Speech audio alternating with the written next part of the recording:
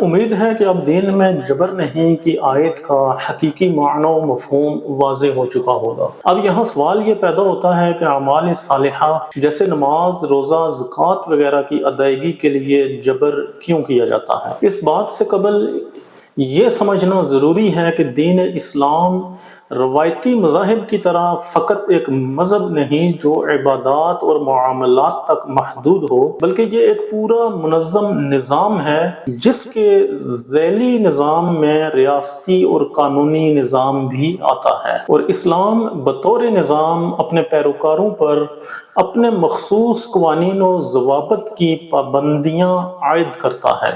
اس کو سمجھنے کے لیے ایک مثال لیتے ہیں کہ جیسے کوئی ایک ملک ہو جس کے اپنے ریاستی قوانین ہوتے ہیں اور اس میں بسنے والا ہر شہری ان ملکی قوانین کا پابند ہوتا ہے۔ جو کوئی بھی شہری ان قوانین کو توڑنے کی کوشش کرے یا ان سے انحراف کرنے کی کوشش کرے تو اسے جبراً ان قوانین کے تابع بنایا جاتا ہے یا بصورت دیگر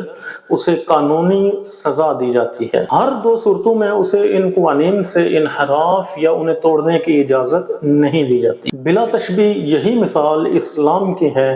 کہ اسلام نے جو قوانین و ضوابط اپنے ماننے والوں پر عائد کیے ہیں ان کی پابندی کرنا اسلام کے نزدیک لازم ہے، اور ان سے چھٹکارے کی کوئی صورت نہیں، اور نہ ہی کوئی درمیانی راستہ ہے کہ کوئی شخص اپنے مرضی کے احکامات پر عمل کرے اور جو احکامات اس کے نفس کو گراں گزرے وہ انہیں چھوڑ دے۔ مثال کے طور پر نماز اسلام کی بنیادی عبادت ہے، یہ ہر مسلمان مرد و عورت پر فرض ہے۔ نماز مسلمان اور کافر کے درمیان فرق کرنے والی ہے۔ دوسرے لفظوں میں یہ ایک شناخت ہے جو یہ ظاہر کرتی ہے کہ کون سا شخص مسلمان ہے اور کون کافر ہے۔ بلا تشبیہ جیسے ہر ملک کے شہریوں کا اپنا ایک مخصوص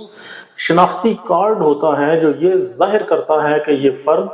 کس ملک کا باشندہ ہے، اور ہر ملک کے باشندے اس بات کے پابند ہوتے ہیں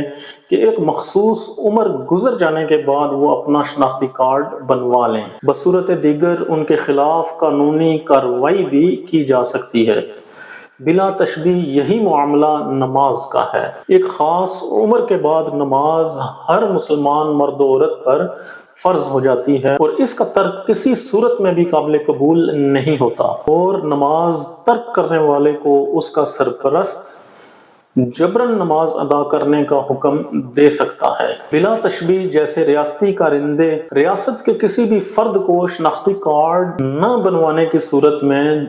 جبراً اس بات کا پابند کر سکتے ہیں کہ وہ اپنا شناختی کارڈ بنوا لے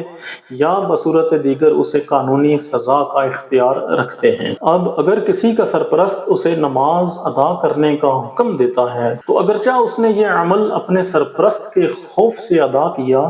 لیکن وہ قبلہ رو ہو کر اپنے خالق کے آگے جھکتا ہے۔ اب اس کی نماز اپنے باپ یا سرپرست کے خوف سے محض دکھاوے کی ہے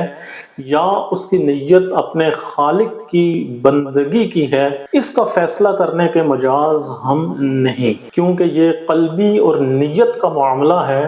اور ہم میں سے کوئی بھی شخص اس بات کا دعویٰ نہیں کر سکتا کہ وہ دوسرے کے دل کا حال جان سکتا ہے۔ نماز اور نیک اعمال کا حکم بچوں کو ایک خاص عمر تک پہنچ جانے کے بعد اس لیے دیا جاتا ہے کہ وہ اس کے عادی ہو جائیں، یہ ان کی دینی تربیت کا ایک حصہ ہوتا ہے۔ والدین کے حکم پر نماز ادا کرنا اور لوگوں کو دکھاوے کے لیے اعمال کرنا یہ دو مختلف معاملات ہیں۔ بروز قیامت جو لوگ جہنم میں جائیں گے یہ وہ لوگ ہیں کہ جو دنیا میں شہرت کے طالب تھے یا نیک نامی کے سبب دوسروں کو دکھانے کے لیے اچھے اعمال کرتے تھے، اور ان کا فیصلہ بھی قیامت کے روز ہی ہوگا، کیونکہ دنیا میں کوئی بھی شخص کسی دوسرے کے اچھے عمل پر دکھاوے یا ریاکاری کا فتویٰ نہیں لگا سکتا۔ اب جو بچہ اپنے باپ کے خوف سے نماز ادا کرتا ہے تو اس کا یہ عمل دکھاوے یا ریاکاری میں نہیں آتا، بلکہ یہ اس کی تربیت کا ایک خاص حصہ ہوتا ہے، جس کا مقصد اسے ان اعمال صالحہ کا پابند بنانا ہوتا ہے۔ کیونکہ بچپن میں انسان ذہنی طور پر اتنا پختہ نہیں ہوتا کہ وہ اپنے اچھے اعمال کو دوسروں کے لیے ریاکاری یا دوسروں کو دکھاوے کے لیے کرے۔ بس یہ اعتراض کہ باپ کے خوف سے نماز ادا کرنے والے کی نماز بھی دکھاوا یا ریاکاری کے زمرے میں آتی ہے، یہ اعتراض محض باطل ہے، کیونکہ ریاکاری یا دکھاوا انسان کا قلبی معاملہ ہے جس پر کسی دوسرے انسان کی رسائی ممکن نہیں۔